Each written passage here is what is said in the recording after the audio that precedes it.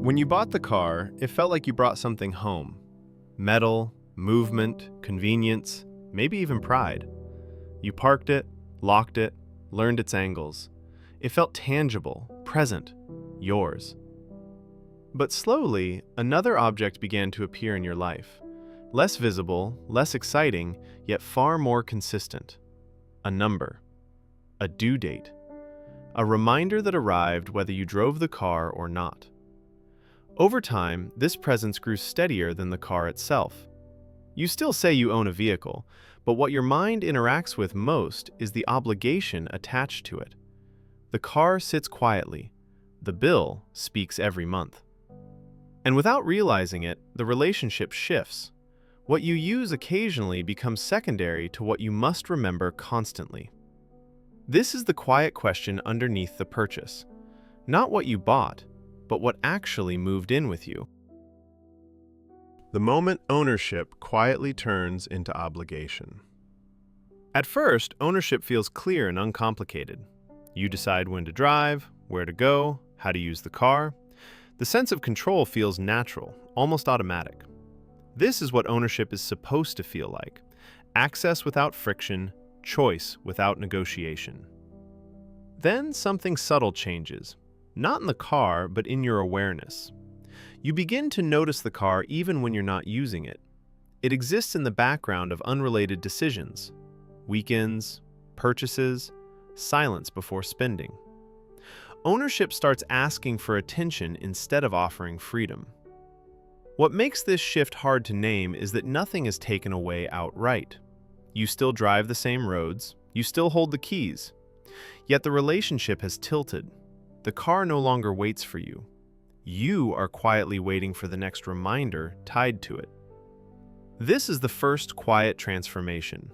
Ownership doesn't disappear, it just becomes conditional, shaped less by use and more by obligation you didn't expect to feel so present.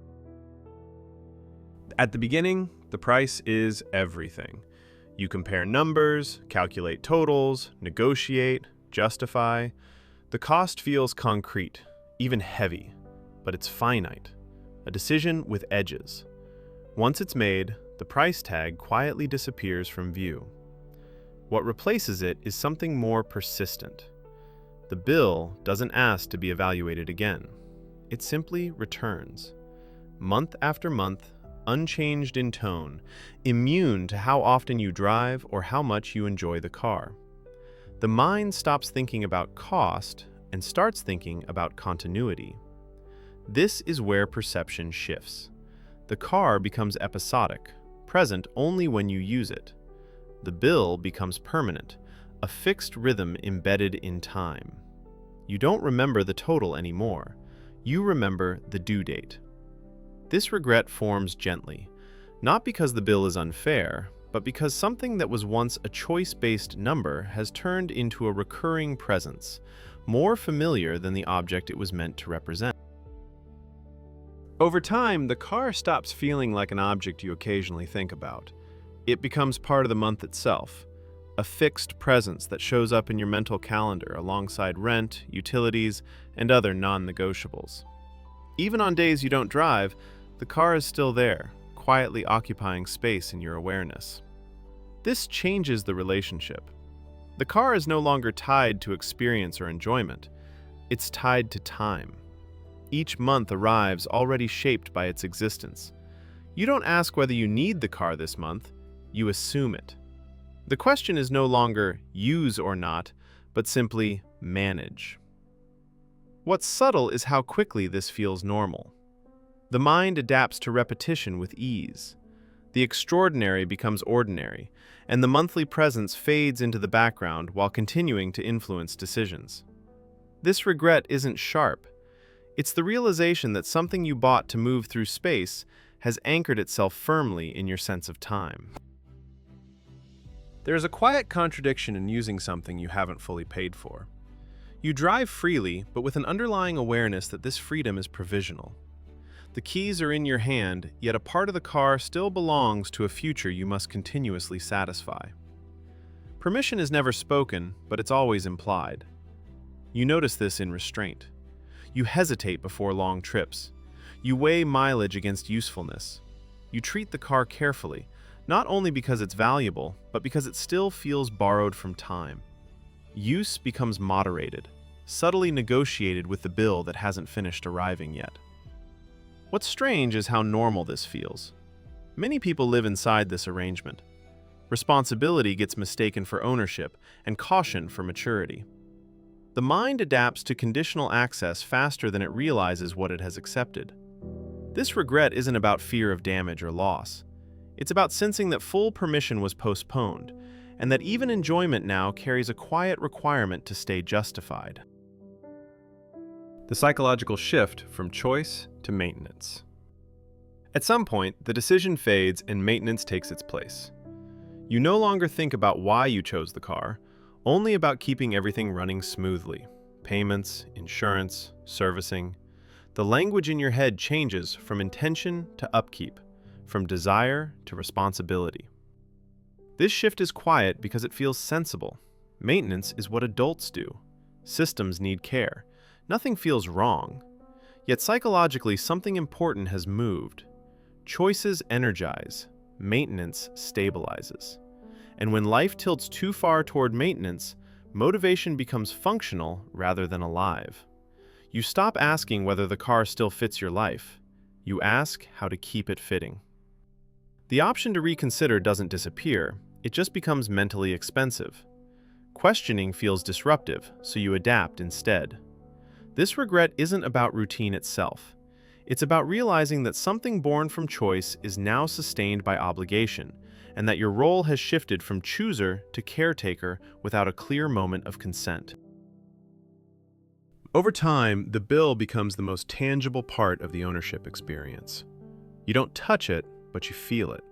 It arrives on time, speaks clearly, and demands a response. The car, by contrast, is silent. It waits. It doesn't interrupt your thoughts unless you choose to use it. This is why the bill starts to feel more real. It has urgency. It shapes behavior. It carries consequences if ignored. The car is optional on many days, but the bill never is. One exists in space, the other exists in time, and the mind naturally prioritizes what repeats with consequence. Slowly, attention shifts. You remember the amount before you remember the drive. You anticipate the charge before you anticipate the trip. The object fades into the background while the obligation stays sharp. This regret isn't about disliking the car. It's about realizing that what truly moved into your life wasn't a vehicle, but a recurring demand that trained your awareness to respond to it first. Eventually, a clearer question begins to surface. Not about the car's features, performance, or value, but about presence. What is it that consistently shows up in your life because of this purchase? What occupies your attention even when the engine is off? When you look closely, it's rarely the car itself. It's the structure that came with it, the reminder, the due date, the mental note that sits quietly behind unrelated decisions. The object stays in the garage. The obligation lives in your head. And that distinction matters more than it first appears. This recognition isn't dramatic. It doesn't demand reversal or regret. It simply clarifies reality. You didn't just buy transportation. You brought home a recurring responsibility that reorganized how you think about time, money, and choice. This final realization isn't meant to judge the decision. It's meant to restore awareness. Because once you see what truly moved in with you, you can finally decide how much space it's allowed to take. The question was never whether the car was worth it. It was whether you realized what else came with it. Because long after the excitement settles and the drives blur together, something remains consistently present. Not the engine, not the seats, not the movement, but the quiet structure that now frames your months. When you notice this clearly, the story shifts. You stop thinking only in terms of ownership and start seeing attention. What asks for it? What claims it? What quietly organizes your life without asking loudly? The car stays parked. The bill keeps speaking. This awareness doesn't demand regret or reversal. It simply returns agency. Because once you can distinguish between what you use and what uses your mental space, you regain the ability to choose more deliberately next time.